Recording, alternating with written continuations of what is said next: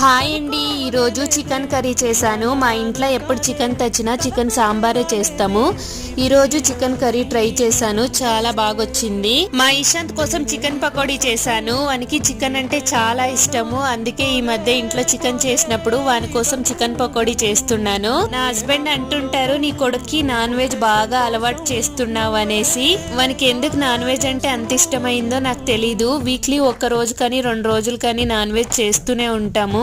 కానీ చిన్నప్పుడు నాకు కూడా చికెన్ అంటే చాలా ఇష్టం ఉండేది. అందుకేమో వానికి కూడా చికెన్ అంటే చాలా ఇష్టము. కానీ చికెన్ ఒకటే కాదు, మటన్, ఫిష్ కూడా చాలానే ఇష్టము. మీలో ఎంత మందికి నాన్ వెజ్ అంటే ఇష్టమో కామెంట్ చేసి చెప్పండి.